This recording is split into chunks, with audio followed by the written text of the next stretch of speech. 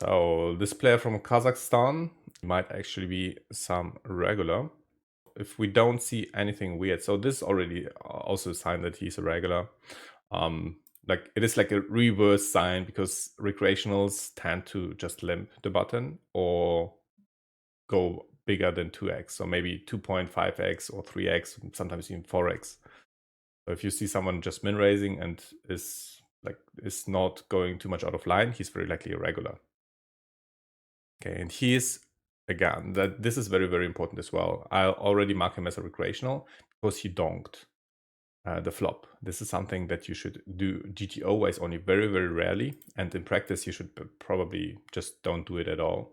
And regulars tend to not donk, right? So if you see someone donking, so basically betting even though he doesn't has the initiative, then I can automatically mark him as a recreational. That's very important to have color codings and to mark your players accordingly. Just because if you find yourself again at the table with this player, you already have an advantage because you know, for example, he's a recreational and you can, or he's a regular, then you can directly play different ranges, pre-flop and post-flop. For example, this hand, I'm going to limp and c-bet, but this is something I wouldn't do with Rex. But next time when I see him at the table and I already have a note, then I can start with this strategy. Okay, we are just getting a min ISO. I will call very, very wide, very, very wide with that, but 8-5 off is just not strong enough. So I'm going to fold this hand well, and queen deuce off. We are not going to play. Yeah, just folding. 3 deuce off is also just a simple fold. And king jack off, we are going all in. Big blinds is a pretty strong hand to have at the button. Okay, ace queen off. It's not that bad, right? We still have like 40% equity. So it means we are winning the hand on average in 40% of the time when we are pre-flop all in. That's a call. And let's hope, yes, nice. We win that. And we are heads up relatively deep for flashes versus recreational. That's good. Again, strategy is to limp a lot and c-bet a lot if our player is not isolating a lot, which they on average are not doing. Okay, so donks. What are donking our players mainly? And very, very often it is pairs or some kind of draws. Sometimes random, but randomness is more a thing on very dry boards. So here I think it's very often a 6, a jack, or an ace. Since the bet is so small, I'm going to call again and just hope that we are splitting or he has some kind of random bluff. But random bluffs are kind of rare. And as soon as my opponent is increasing the sizing or doing something like this, definitely folding my hand. However, if I would have like a relatively strong jack here, I would already raise on the flop. And this hand is definitely strong enough to ISO all in. And yeah, so you see this is something also regulars won't do. Regulars would just open jam this hand at effective stack size of 6. Okay, so with these type of players, we are basically generating most of our EV. And this is also what you should focus on, especially in the beginning.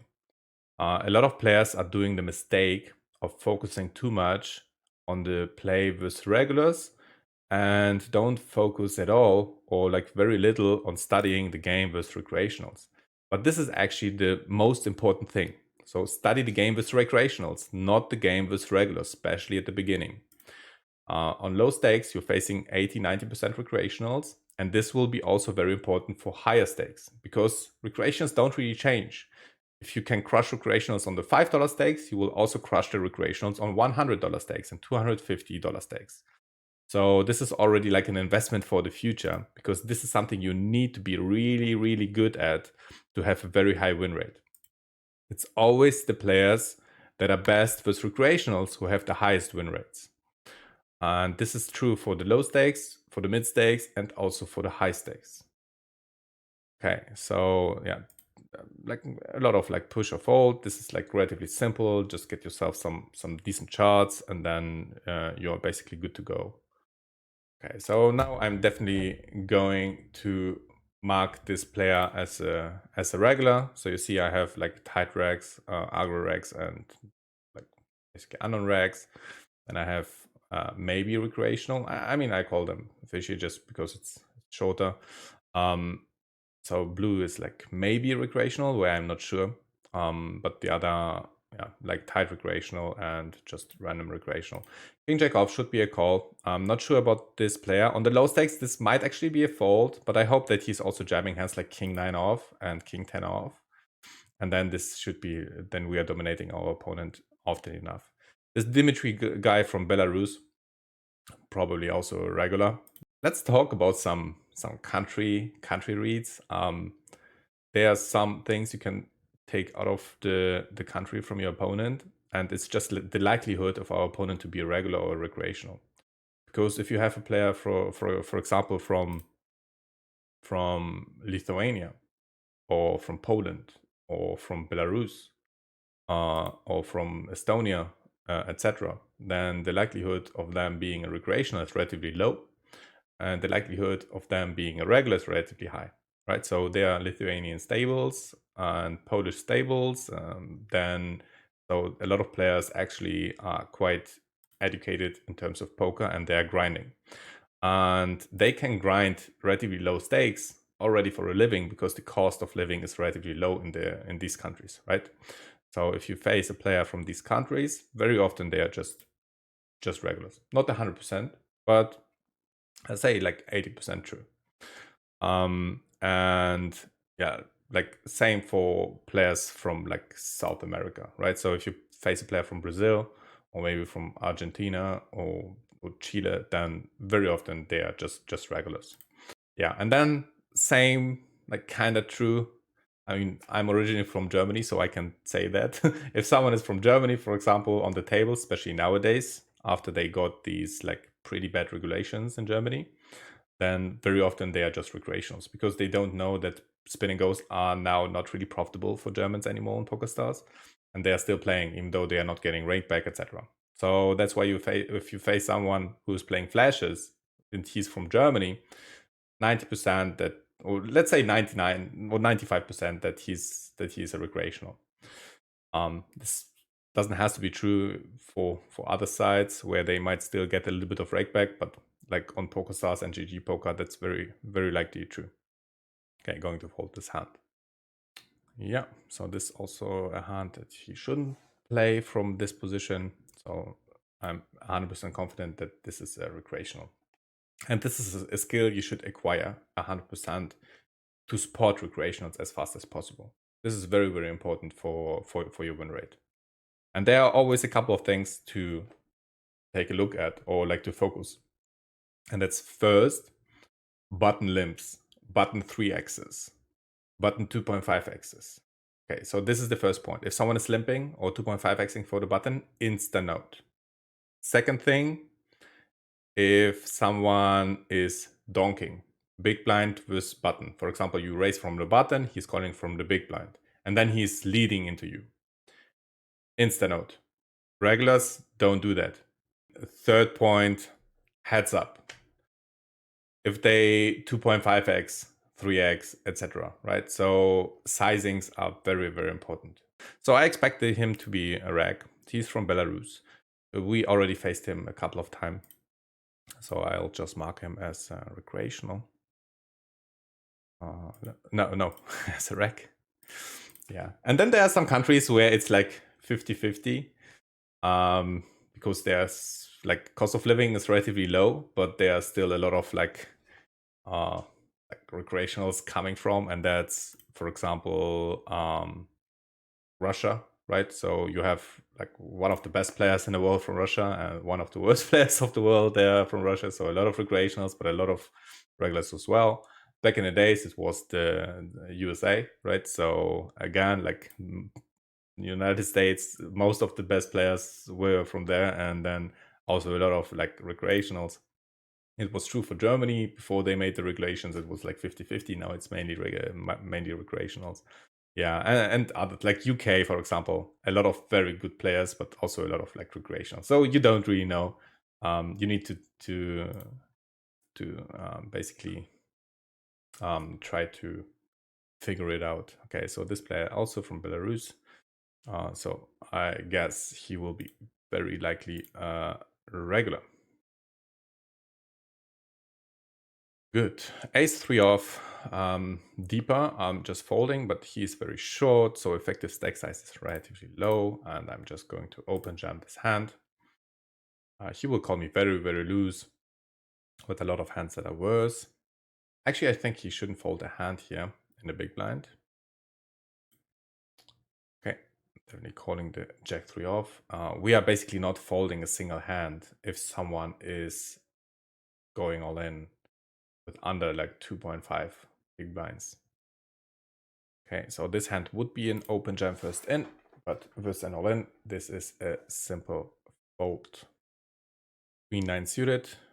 This is a call with all in, and versus simple limp, I'm going to raise 2.5x and calling with the limp jam, and otherwise play post flop if he's calling. Blinds are going up, and ace 10 off, offsuited ace x's. This is something I see recreationals do a lot of mistakes. So if you're limping this hand or do something else than open jamming at 5, 6, 7, 8 big blinds, then yeah, you're just doing a mistake. Definitely all in, and he made just a standard call. Like at this stack depth, this is definitely a call. A6 off, we are calling or going all in with the limp.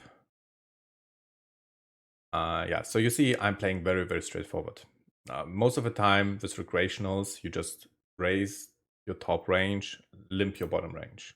This is like, as a rule of thumb, this is how you should play with recreationals. And then post flop, you can also be very, very honest. You are doing some bluffs, but the bluffs need to be cheap. So we are doing like C bets, maybe some bet check bets or something, but we are not going to like triple barrel to fold him out of a top pair or mid pair or something, right? So if we want to try to fold out something from our opponent, it needs to be a weak hand, right? So we are trying to fold out weak hands that still beat us. And like, I'm not a big fan of doing like big bluffs with recreationals, especially when you take future game into consideration. You should try to keep the variance as low as possible. We want to maximize the hands we are playing with our opponents. So king 3 suited, this is a hand that basically should be an all-in GT always, but I'm going to limp this hand and just try to play post flop. Like the all-in is profitable, but like slightly profitable. And here the thing is, like, I could probably check, but he will just call a lot of hands here, and I don't want to miss it. Like, he will call a lot of hands that would check back if I check. For example, like a pair without the spade, etc. And now I'm just going to bet again. I think I might have even go and bet a little bit bigger because his range is like calling anyways or folding anyways. Maybe accept a couple of pairs. And now I'm just going all in. I hope he's calling me with like a 10 of spades, 8 of spades, something like that. Yeah, exactly. Perfect. This was perfect. I think I made a little bit of a mistake. I think I probably should have bet the turn a little bit bigger. Okay, so jack 6 off. If you are folding this hand, you're definitely making a mistake. So with recreationals, I actually play 100% of hands readless because they are not isolating too much. Like GTO wise, you should isolate in around like 48, 50% at this stack depth. But recreationals on average, they just isolate in like around 30, 35, 38%. So, and like GTO wise, we should play around 95% of the time. But if our opponents are not isolating, then we should actually, even in theory, play 100% of hands. So we are not folding 3 deuce off or something, especially not 15 BBs deep. Maybe you do that at like 6 BBs deep or 7 BBs deep, but not at 15. You're playing 100% of hands, except your opponent does something that you kind of want to adapt your ranges. And that would be basically isolating or donking a lot. Like if someone is donking all the time pot into you, then you can fold your bottom range. Okay, here again, two options, ISO all in or ISO very big. I'm not a big fan of going for small ISOs. And now we're just going all in. He might call with worse hands. We just have like 5 0.5 big blinds into 8. If he has a better hand, then it's like kind of unlucky. But we're also getting sometimes folds. Yeah, so something like that. This is something that you see very, very often. So he probably called a very weak hand that he was then folding. Yeah, and if he's hitting, then yeah, it's just like a little bit of bad luck. Okay, very interesting situation. You could check back. I think it's okay-ish, but I tend to just c-bet here a lot as well, especially with opponents who donk a lot, because you won't see many check raises. If you expect your opponent to check raise a lot, then this is a hand, one of the first hands I would actually check back. And here again, like there are a lot of draws possible. So 4, 3, 6, 7, etc. So I'm going to bet like smallish again to get called by these draws. What you don't see very often are raises. So if a hand like 4, 3, etc., if he has a hand like this, he will just call. And we want to get a little bit of value out of that. And now I'm just going to check and hope that he has one of these draws that didn't complete here on the 4 of diamonds. Nice, he even had a queen 8. So he is now pretty sure recreational, because a regular would probably find the folds, like latest point would be the turn. Okay. Another thing we don't want to do with recreationals is isolating our bottom range. Because they are just simply not folding enough to non-all-in ISOs. And to all-in ISOs, this hand is also a little bit too weak to go all in with. Okay, so he's checking back. Let's try to pick up the pot, but not here, right? So here, if he has a queen or if he has a strong draw, he's not folding. So I'm trying to pick up the pot on the river. If he's checking again, then very likely he has a relatively weak range. And then we can try to pick it up. And now that he's betting, we are simply folding. We are not chasing our gut shot here. This would be one of the biggest mistakes you can do. Like a huge, huge mistake. Okay, king 9 suited, simply going all in.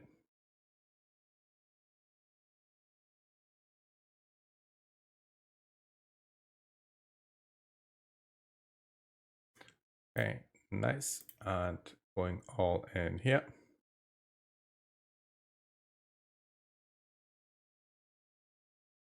And we took it down. I hope you enjoyed the content, and if you do, then feel free to hit the like button and write a comment. So see you next time. Bye.